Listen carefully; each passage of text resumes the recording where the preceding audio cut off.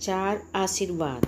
एक बार एक घने जंगल में एक शिकारी शिकार करने पहुंचा। वहां उसे रास्ते में घोड़े पर सवार एक राजकुमार मिला। शिकारी राजकुमार के साथ चलने लगा। चलते चलते उन्हें एक साधु मिला। अब वे दोनों साधु के साथ चल दिए।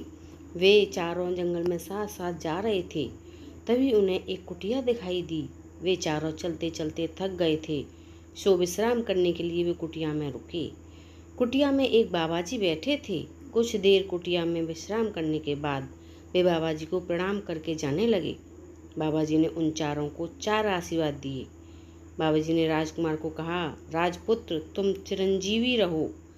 तपस्वी से कहा, ऋषिपुत्र तुम मत जियो। साधु से कहा, तुम जाओ जियो चाहे मरो, तुम्हारी मर्जी। और शिकारी से कहा, तुम ना जियो ना मरो। बाबाजी चारों को आशीर्वाद देकर चुप हो गए। चारों आदमियों को बाबाजी का आशीर्वाद समझ नहीं आया।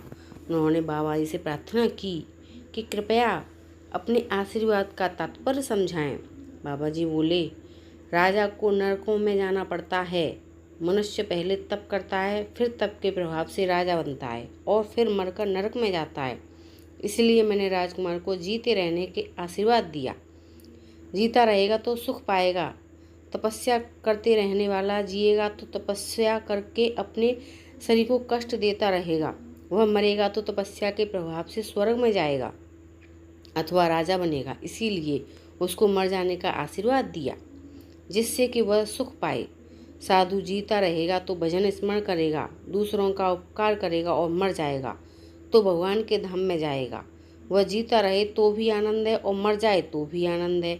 इसलिए मैंने उसे आशीर्वाद दिया कि तुम जियो चाहे मरो, तुम्हारी मर्जी। शिकारी दिन भर जीवों को मारता है। वह जिएगा तो जीवों को मारेगा और मरेगा तो नरकों में जाएगा। इसलिए मैंने कहा, तुम जियो ना मरो।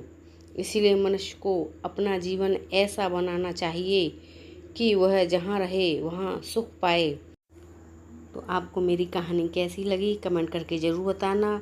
और मेरे चैनल पर नए हो तो मेरे चैनल को लाइक शेयर सब्सक्राइब करना। मिलते हैं एक और ऐसी ही नई कहानी के साथ। तब तक के लिए धन्यवाद। Thank you.